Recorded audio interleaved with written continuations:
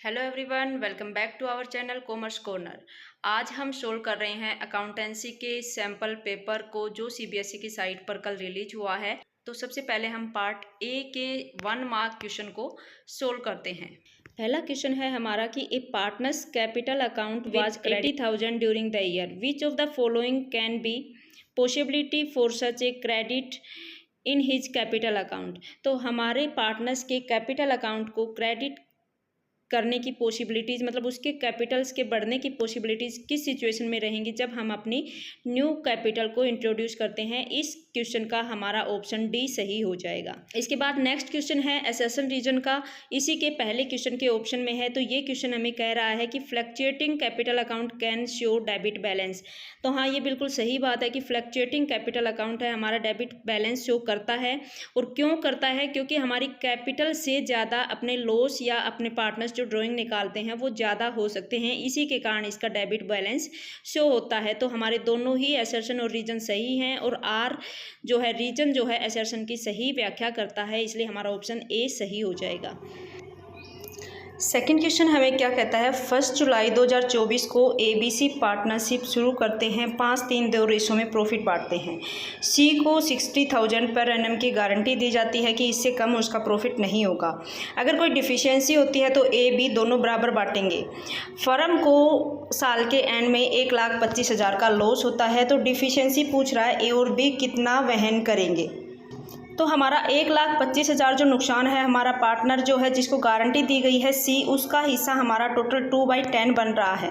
तो इस 1,25,000 के नुकसान का 2/10 हिस्सा इसका कितना बनेगा?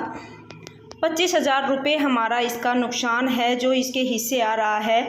25,000 इस नुकसान को ये A और B देंगे इसका, और 60,000 पर एनम है। लेकिन हमारी फर्म ने काम करना शुरू किया है 1 जुलाई को। अप्रैल मई जून 3 महीने छोड़ने के बाद हमारा 9 महीने का ये इसको गारंटी कितनी बनेगी? 60,000 की 9 महीने की गारंटी जो है वो बनेगी हमारी 60,000 पूरे साल का है। लेकिन हमने 1 जुलाई से काम शुरू किया है, 1 जुलाई से मार्च तक हमारे 9 मंथ बन रहे हैं। 45,000 रुपये जो है इसको साल के दौरान दिए जाएंगे गारंटी वाले, और 25,000 का इसका नुकसान इसके हिस्से आया था। 45 और 25 को अगर हम जोड़ेंगे तो 70,000 रुपये लॉस है। C को दिए जाएंगे A और B द्वारा, और दोनों इक्वली दे रहे हैं। तो 70,000 को अगर इक्वली ये दोनों दे रहे हैं तो 35,000 हमारा डी ऑप्शन सही हो जाएगा। नेक्स्ट हमारा थर्ड क्वेश्चन कहता है कि पाली लिमिटेड जो है ऑफर करती है 2 लाख शेयर और 10 रुपये का प्रत्येक शेयर है और 2 रुपये हमारे इस पर प्रीमियम है। एप्लीकेशन हमारे पास 1,95,000 की आई है, मतलब अंडर सब्सक्रिप्शन हुआ है। सभी को हमने शेयर अलॉट कर दिए। अमाउंट जो थी वो 3 रुपये एप्लीकेशन पर थी, जिसमें 1 रुपये प्रीमियम का था, और 6 रुपये हमारे अलॉटमेंट, इसमें 1 रुपया प्रीमियम का। जो 2 रुपये प्रीमियम था उसको 1 रुपये हमने एप्लीकेशन पर और 1 रुपये हमने अलॉटमेंट पर मंगवाया है, और बाकी का पैसा जो है कॉल पर मंगवाएंगे। मेन जो क्वेश्चन है वो हमसे ये पूछ रहा है कि मनोज जिसके पास 6,000 शेयर्स थे, उसने अलॉटमेंट का पैसा, ये पैसा इसने पे नहीं किया और उसके शेयर्स को तुरंत प्रभाव से फॉरफिट कर लिया गया। अब ये हमें बताना है कि इन 6,000 में से 4,000 री इशू कर दिए जाते हैं, 11 रुपये मीन्स प्रीमियम पर री इशू कर दिए जाते हैं। तो इसके बाद कैपिटल रीजो में पैसा कितना जाएगा? तो हमारे शेयर होल्डर्स मनोज हैं, उसका पैसा हमने कितना, देखो एप्लीकेशन पर हमारे 3 रुपये थे, इसमें से 1 रुपये प्रीमियम का था। मीन्स अब हमें जो शेयर कैपिटल फॉरफिट के टाइम पर शेयर कैपिटल दिखाते हैं वो अगर प्रीमियम आ चुका है तो इस प्रीमियम को हम नहीं शो करते हैं। तो इसलिए हमारे पास कितना पैसा आया है, इसका 2 रुपये एप्लीकेशन का आया है, और मनोज के इसी 2 रुपीज़ को हमने फॉरफिट किया है। 6,000 शेयर पर 2 रुपये से हमारा 12,000 रुपये हम इसका फॉरफिट कर रहे हैं। और इन्हीं में से अब 4,000 रुपये हम 4,000 शेयर हम री इशू कर रहे हैं, प्रीमियम पर कर रहे हैं, मतलब कोई डिस्काउंट नहीं है, फॉरफिट अकाउंट कहीं हमारा डेबिट नहीं होगा। तो अब हमें करना क्या है, हम अपना कैपिटल रीजो में पैसा कितना लेकर जाएं। तो 6,000 शेयर्स पर जब हम अपना फॉरफिट अकाउंट 12,000 से कर रहे थे क्रेडिट, तो अब हमारा जो 4,000 शेयर को री इशू कर दिया, री इशू के बाद ही हम पैसा कैपिटल रीजो में ले सकते हैं। तो जितने शेयर री इशू हुए हैं, 4,000 री इशू हुए हैं, इन 4,000 पर हमने 2 रुपये के हिसाब से 8,000 को फॉरफिट किया था। ये डिस्काउंट पर नहीं है, तो पूरा का पूरा ये 8,000 रुपये हमारा कैपिटल रीजो में चला जाएगा। ऑप्शन सी हमारा इस क्वेश्चन का सही हो जाएगा। लिमिटेड फॉरफिट कर रहा है 15,000 शेयर्स को 20 रुपये का हर एक है। इस पर 8 रुपये हमारे जो शेयर होल्डर्स हैं वो पे कर चुके हैं, जिसमें 2 रुपये प्रीमियम है।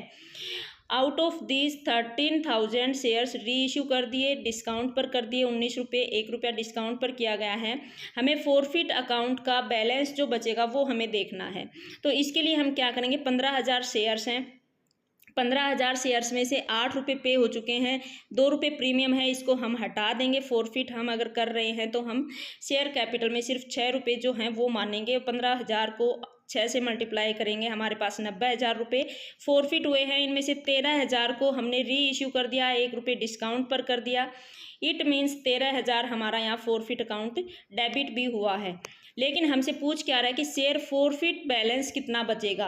अब हमने फोरफिट किए थे 15,000, जो 13,000 री इशू कर दिए, इसका पैसा हमारा कैपिटल रिजर्व में जाएगा। फोरफिट के बैलेंस में क्या रहेगा, हमारे 2,000 जो शेयर्स हैं जो हमने री इशू नहीं किए और उन पर हमने 6 रुपये क्या किए थे, फोरफिट किए थे एप्लीकेशन के। तो हमारे 12,000, 2,000 को 6 से मल्टीप्लाई करोगे 12,000 रुपये। सी ऑप्शन हमारा सही हो जाएगा इस क्वेश्चन का।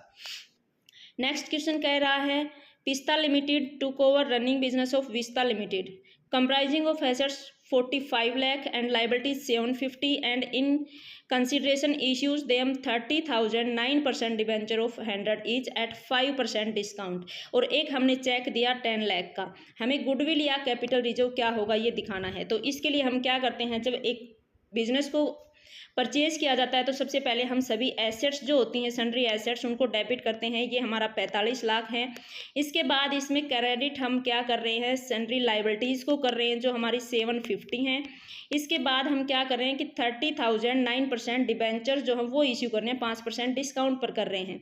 जो 100 रुपये का डिबेंचर है उसको 5% डिस्काउंट पर 95 रुपीज़ पर हम इशू कर रहे हैं। तो 30,000 डिबेंचर है, 95 रुपीज़ पर हम कितना हो जाएगा हमारा 28,50,000 के हम डिबेंचर इशू कर रहे हैं और 10 लाख हम चेक के थ्रू पे कर रहे हैं। तो 28 और 10 38, 39 और 7 46 लाख रुपीज़ जो हैं हम पे कर रहे हैं। एसेट्स इस फर्म की सिर्फ 45 लाख हैं। तो 46 और 45 के बीच का जो डिफरेंस है मीन्स 1 लाख जो हमारी क्या रहेगी, उन पर 1 लाख फर्म की हमारी की गुडविल रहेगी। ऑप्शन सी इसका सही हो जाएगा। नेक्स्ट इसी के ऑप्शन में कह रहा है कि धवन लिमिटेड जो है वो परचेज कर रहा है equipment and paid 220 by cheque, 2,20,000 के चेक दे रहा है और इश्यू कर रहा है 16,000 इक्विटी शेयर्स। 10 रुपये का है लेकिन 25% प्रीमियम पर, मीन्स 12.5 रुपीज़ में हमारे शेयर को इशू किए जा रहे हैं 16,000 शेयर्स को। परचेज कंसिडरेशन पूछ रहा है कि हमने कितने रुपये में इस एसेट्स को, इस इक्विपमेंट को परचेज किया होगा। तो 16,000 का अगर 12.5 रुपये से अगर हम कैलकुलेट करके देखें तो हमारा बन रहा है 2 लाख रुपीज़, 2 लाख रुपये और 2,20,000 का हमने दिया है चेक। तो टोटल हमारा 4,20,000, 2,20,000 चेक और 2 लाख के हमने शेयर इशू कर दिए प्रीमियम पर। तो हमारा टोटल 4,20,000 जो इस इक्विपमेंट का परचेज कंसिडरेशन हो जाएगा। नेक्स्ट क्वेश्चन हमारा है बाला एंड लाला पार्टनर है एक फर्म में, कैपिटल इनकी 24 लाख और 16 लाख है। दे एडमिट कर रहे हैं माला न्यू पार्टनर के तौर पर 1/3 हिस्सा माला का रहेगा जो हमारी 20 लाख रुपए कैपिटल की लेकर आती है। इन्वेस्टमेंट और फ्लक्चुएशन रिजर्व हमारी बुक में 250 का इन्वेस्टमेंट है और 50,000 का रिजर्व है। बाला जो है इन्वेस्टमेंट का 40% ले रही है और इसके बदले में 80,000 रुपये हमें पे कर रही है। 2.5 लाख का हमारे पास इन्वेस्टमेंट है, इसका 40% बाला पार्टनर है उसके द्वारा ले लिया जाता है।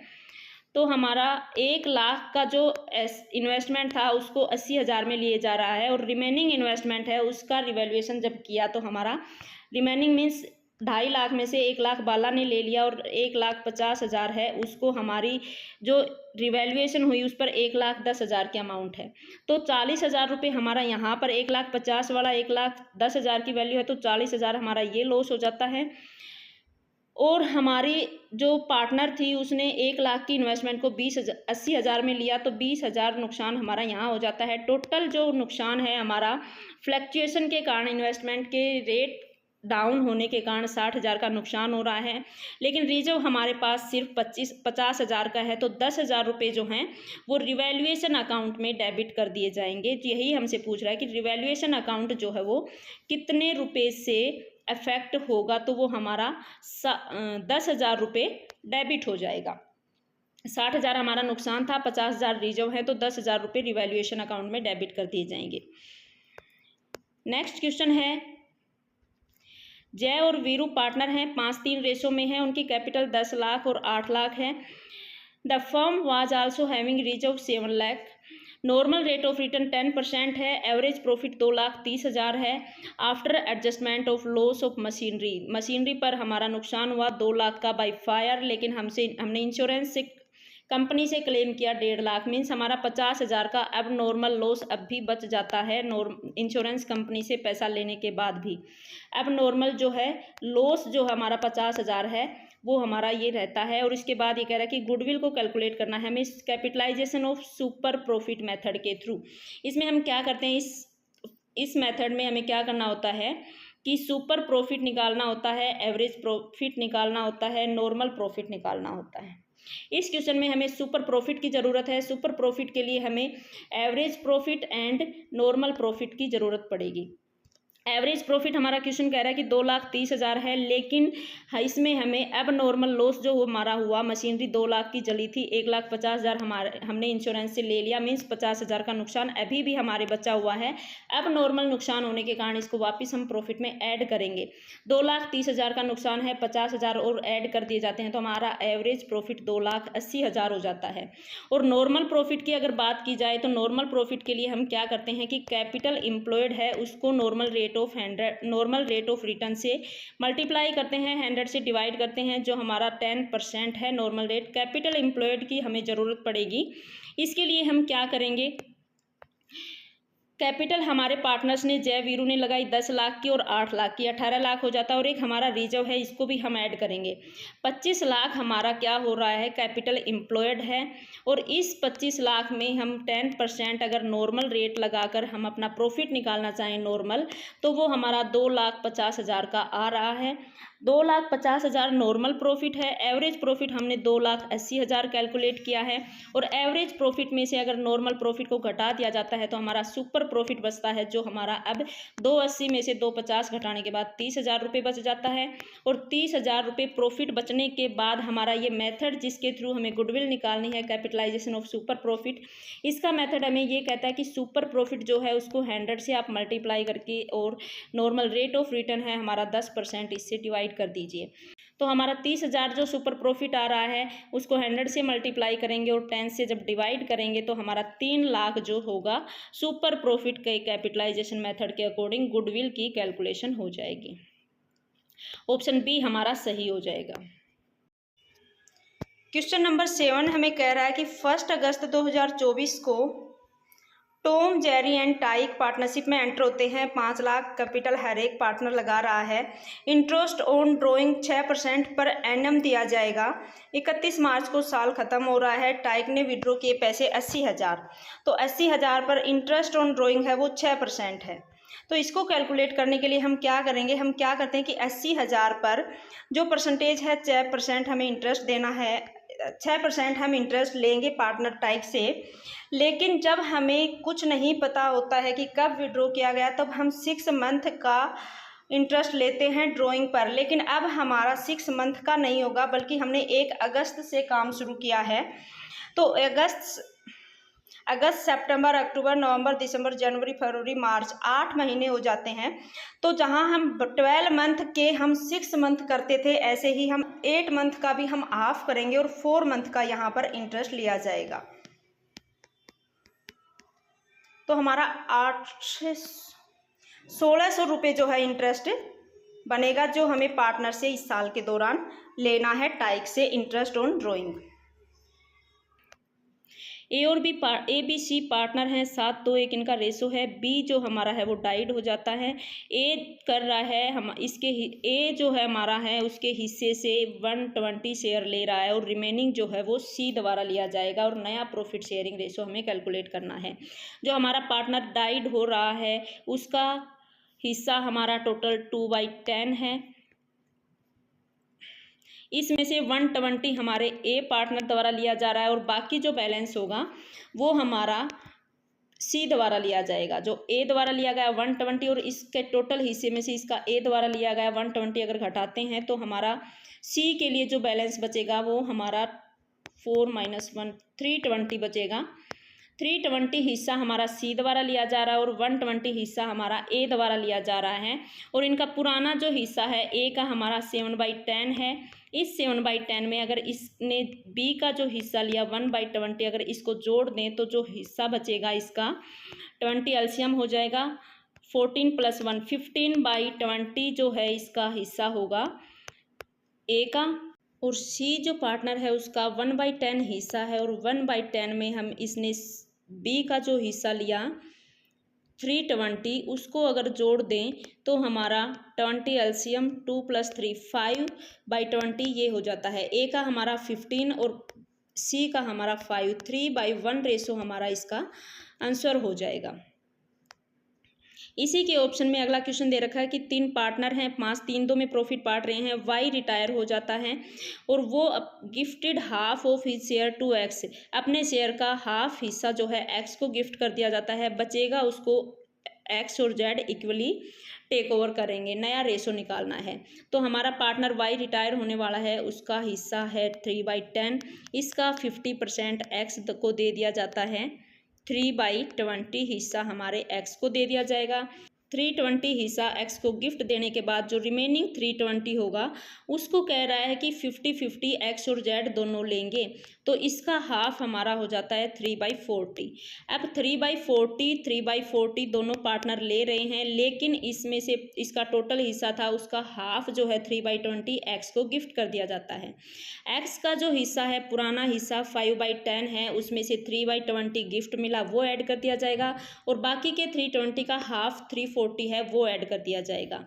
तो हम इसके हिस्से को निकालने के लिए एक्स का जो हिस्सा है 5/10, इसमें हमें ऐड करना होगा 3/20 जो उसने 50% गिफ्ट मिला और 3/40 जो बाकी का हिस्सा रह गया था 50% उसका आधा जो इसे मिला। इसका हमारा 40 एलसीएम हो जाएगा। 5 4 जा 20, 3 2 जा 6 + 3 29 हिस्सा जो 29/40 हमारा एक्स लेगा। और ऐसे ही हमारा जेड का हिस्सा निकालने के लिए हम क्या करेंगे, 2/10 जो इसका हिस्सा था इसमें इसे 340 जो हिस्सा इससे मिला वाई के रिटायर होने से, उसके आधार पर हम एलसीएम लेंगे और 8 + 3 1140 हो जाएगा। 29 और 11 हमारा रेशो हो जाएगा इनका प्रॉफिट शेयर करने का न्यू रेशो। ऑप्शन ए सही हो जाएगा। नेक्स्ट हमें क्या कह रहा है, एक्स पार्टनर है, उसे असाइन किया गया डिसोल्यूशन प्रोसेस के लिए और रेम्यूनरेशन उसका फिक्स किया गया 15,000 रुपये एक्स के लिए। एक्चुअल रियलाइजेशन एक्सपेंसेस अमाउंट 20,000 पे किए गए अनदर पार्टनर वाई द्वारा। अब ये कह रहा है कि रियलाइजेशन अकाउंट में हम कितने अमाउंट से डेबिट करें। तो रियलाइजेशन अकाउंट में हमें एक्स को जो रेम्यूनरेशन दिया गया उसको भी हमें दिखाना होगा। रियलाइजेशन एक्सपेंसेस की पेमेंट वाई द्वारा की गई इसको भी हमें दिखाना होगा। दोनों 35,000 रुपये हमारे रियलाइजेशन अकाउंट के डेबिट में दिखाए जाएंगे। नेक्स्ट क्वेश्चन हमारा कह रहा है 10th, Arun and Varun partner हैं, शेयरिंग प्रॉफिट एंड रेशो 3:2। वो एडमिट करते हैं चरण को 20% शेयर से। Charan was to bring proportionate capital and he brought ₹350। इनमें 50,000 गुडविल का हिस्सा है। इन 3,50,000 में 50,000 गुडविल का हिस्सा है इसका। If adjusted capital of Arun after revaluation gain loss accumulated profit goodwill treatment 840। ये क्वेश्चन हमारा है एडजस्टेड कैपिटल से कि नया पार्टनर आता है वो जो हिस्सा लेकर आता है उसके आधार पर फर्म की टोटल कैपिटल निकालने के बाद हमारे पुराने पार्टनर का हिस्सा निकालना होता है। यहाँ हमारा पार्टनर जो नया आया वो 3,50,000 कैपिटल लेकर आया, लेकिन 50,000 गुडविल था, तो इसकी जो कैपिटल है वो 3 लाख हो जाएगी और 3 लाख कैपिटल जो है वो इसका 20% हिस्सा है। तो पूरा 100% इसके बेस पर एडजस्टेड कैपिटल निकालते हैं। तो हम क्या करते हैं, ये 1/5 हिस्सा है हमारी टोटल कैपिटल का 3 लाख, तो पूरा हिस्सा निकालने के लिए हम इसको रेसिप्रोकल कर देते हैं। तो टोटल हमारी 15 लाख की जो कैपिटल है टोटल कैपिटल बन जाती है। इन 15 लाख में 3 लाख कैपिटल हमारा नया पार्टनर चरण आया उसकी है। बाकी जो बैलेंस बचता है 12 लाख कैपिटल वो हमारे पहले अरुण और वरुण पार्टनर हैं उनकी है। लेकिन हमारे इसमें भी अरुण की कैपिटल बताई गई है इन 12 लाख में 8,40,000 है। तो दूसरा जो वरुण पार्टनर बच गया उसकी कैपिटल जो होगी हमारी सारे एडजस्टमेंट करने के बाद वो हमारी कितनी हो जाएगी, 12 में से 8,40,000 घटाओगे आप तो 3,60,000। बी ऑप्शन हमारा सही हो जाएगा इसमें। नेक्स्ट क्वेश्चन है हमारा, राघव एंड साहिल पार्टनर हैं, 5-3 रेशो में प्रॉफिट बांटते हैं। बैलेंस इनकी कैपिटल का बैलेंस 7, 20 और 280 है।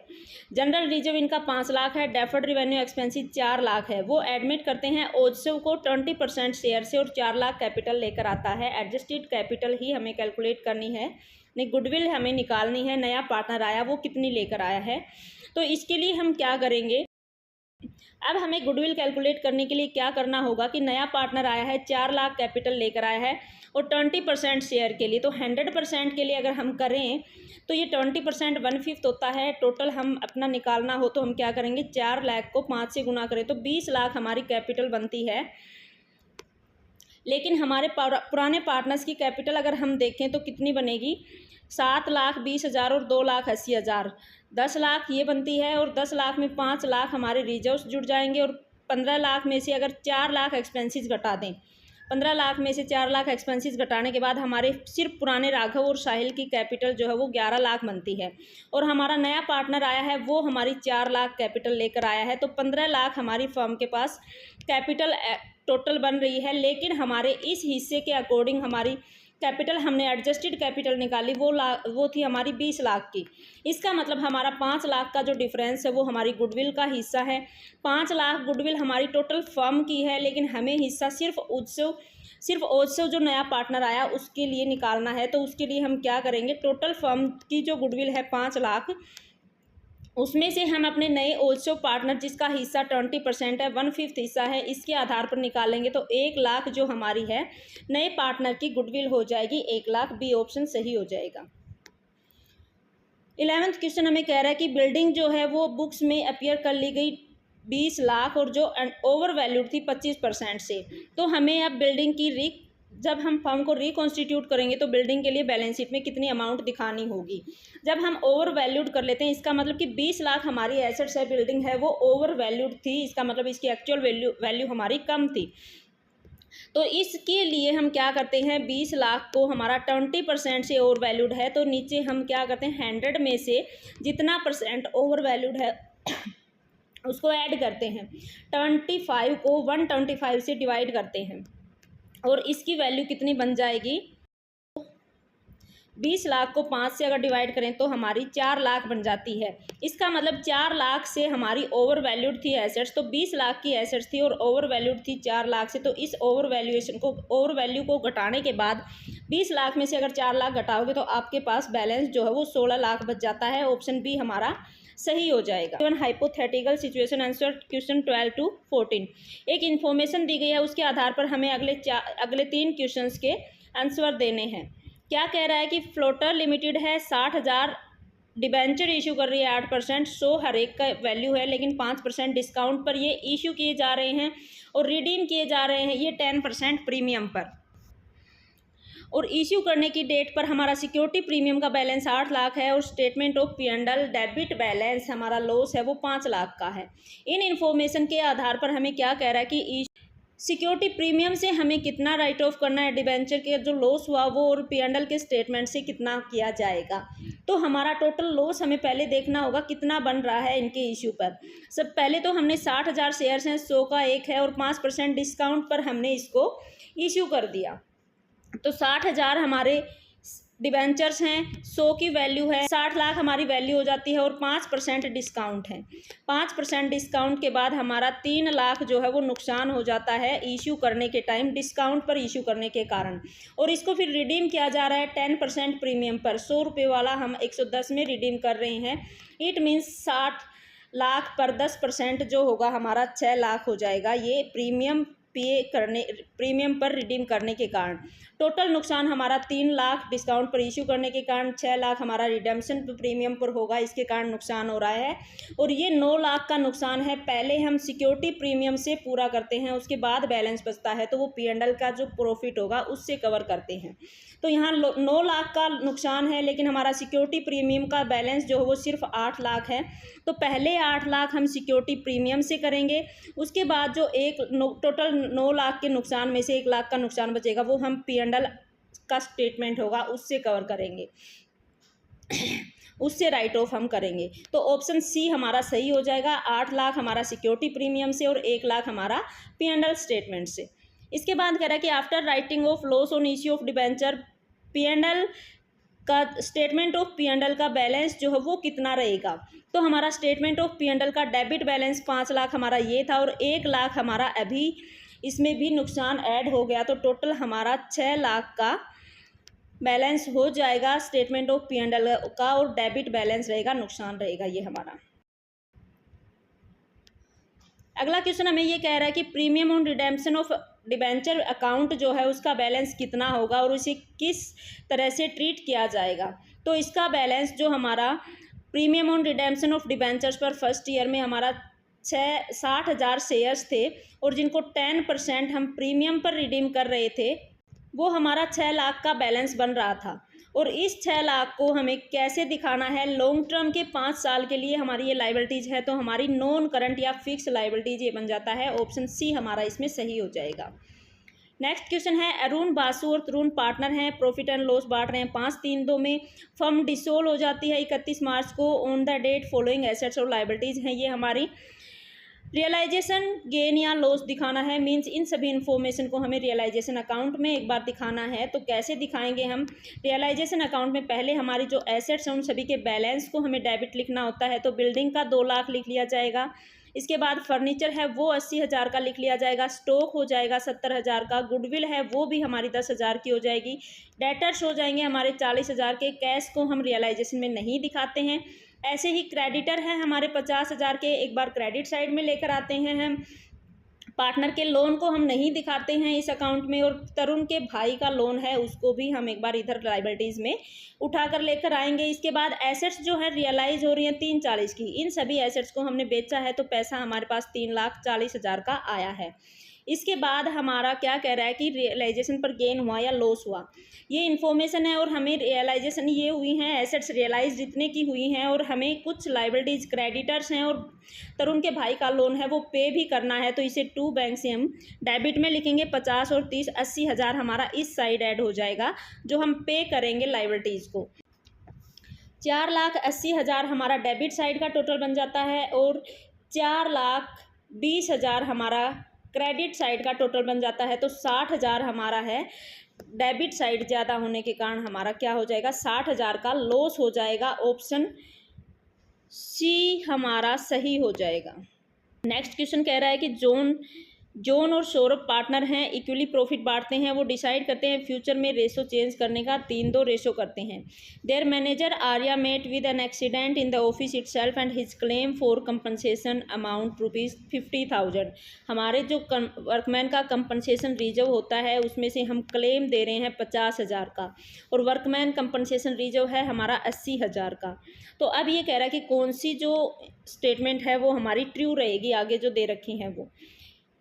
जब हमारा 50,000 का क्लेम है तो पहले हम अपना रिजर्व है उसमें से कवर करते हैं। तो क्या कह रहा है, 50,000 provided as workman claim out of reserves and balance 30,000 है वो distribute among partner in old ratio. ऐसा ही किया जाता है, जब हमारा जितना क्लेम है वो रिजर्व में से पहले डिस्ट्रीब्यूट किया जाएगा, उसके बाद जो बैलेंस बचेगा 30,000, उस 30,000 को हम क्या करेंगे, अपने पार्टनर्स हैं जो इनका पुराना रेशो था इक्वली का, उस रेशो में बांट दिया जाएगा। ऑप्शन ए इसका सही हो जाएगा। इसके बाद लॉन्ग क्वेश्चंस आ रहे हैं। आज की वीडियो में हमने 1 नंबर के 16 क्वेश्चंस थे वो सोल्व कर लिए हैं पार्ट ए के। आगे के क्वेश्चन हम अगली वीडियो में सोल्व करेंगे। तब तक के लिए bye bye, thank you, have a nice day.